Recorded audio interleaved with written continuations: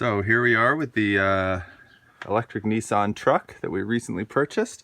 This is an older conversion done by Canadian Electric Vehicles on Vancouver Island.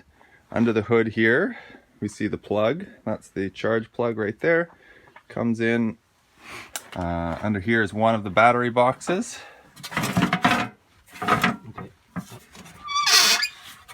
We've got six 6-volt batteries under there, or eight? Six 6-volt batteries under there. And then the rest of the battery bank is under the raised rear bed with 5, and 8 batteries there. A total of 24 batteries at 144 volts.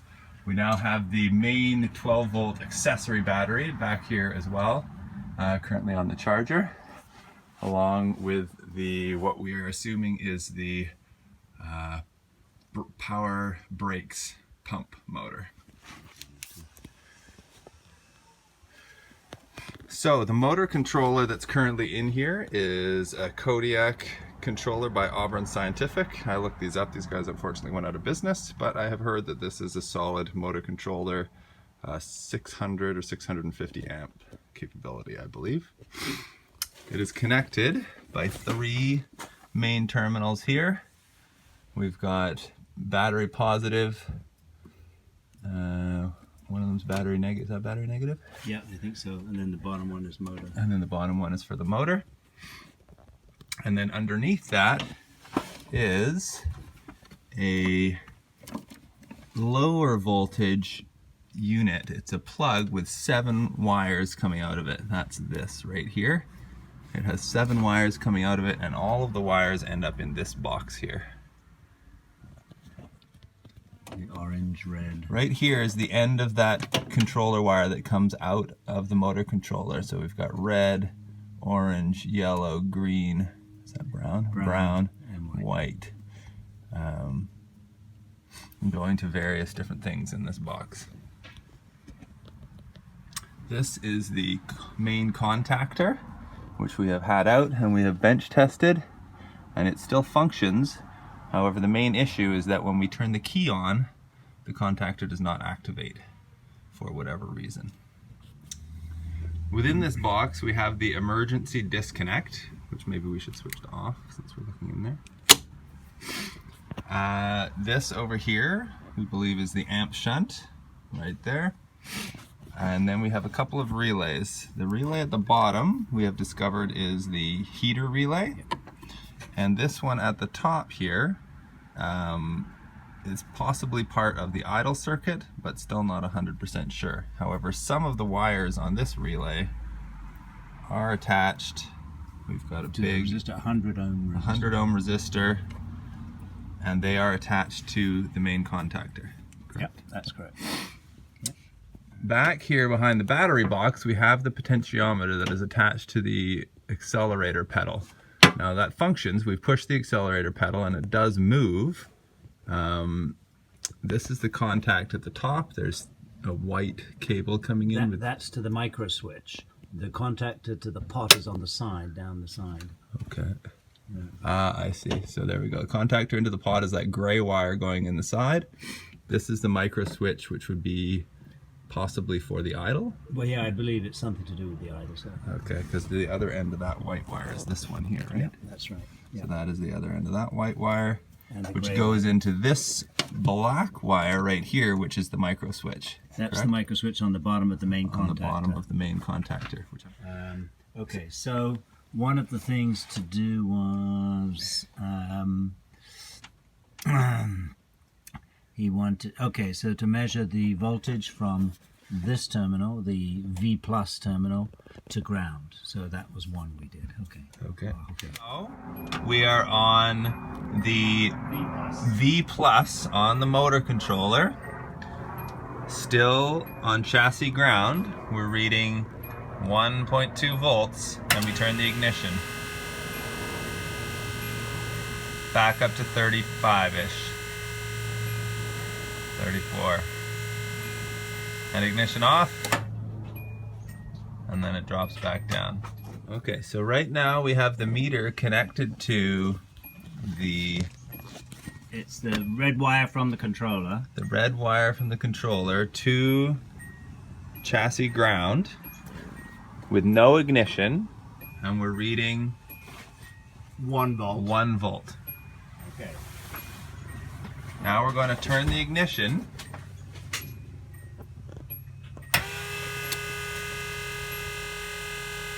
And that goes up to 35 volts. Okay, off. And then back down when we turn the ignition off. Okay, stop. This is the connection diagram for the Kodiak motor controller that I found online.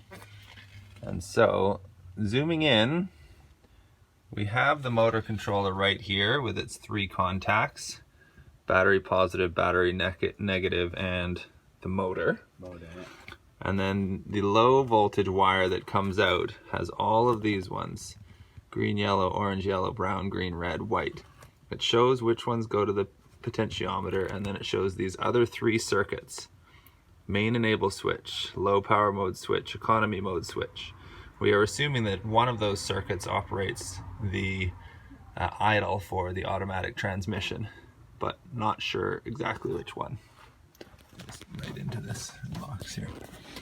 So the main wiring box in here, we just want to go over this one more time.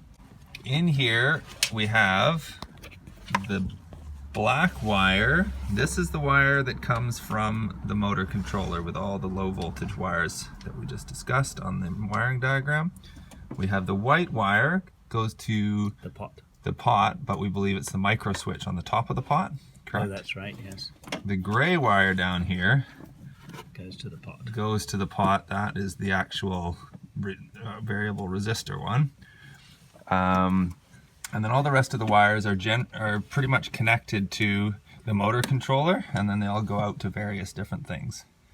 Yeah. So if we were to look at these, we could look at them one at a time. Where does the white one go? The white one is the controller for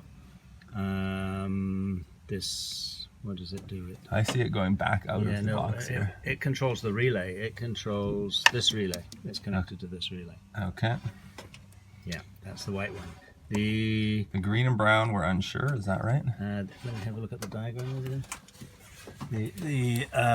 The orange and yellow are the pot. The green and brown are the ones for the economy mode circuits. So this is There. potentially, that's the one for the So we idle, but we're not really sure.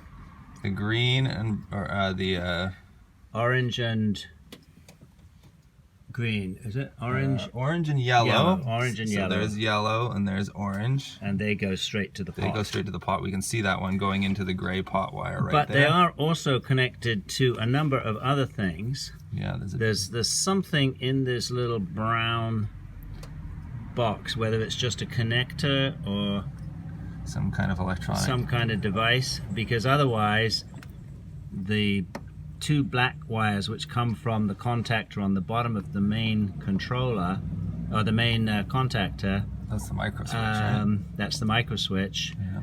They appear to be just connected together right across here where this yellow thing is, but one side is connected through this brown box, which I haven't taken off the shrink wrap yet to see what's in there, but it may be, I don't know what it is yet. The other things that are in here that we mentioned, that was the 100 ohm resistor. This is that right? Yep, that's the 100 ohm resistor. There's a fuse in here. And- Both of these yellow wires go to the and then contactor. and this is the diode. That's the diode in the pre-charge circuit right there, Okay. wrapped up. That's where we're at right now. And we're trying to sort of figure out which one of these wires is making it so that the contactor does not activate when it should. And just yesterday when I first hooked up the measurements you wanted, and I got 52 volts on the V plus and the red wire. Then the second time I did it, I got 83 volts on the V plus and the red wire. And this morning we're only getting 35 volts on the V plus and the red wire. So now I'm going to go and read your instructions about jumping this and the sketchy move, and we'll try that out. All right. Hope this helps.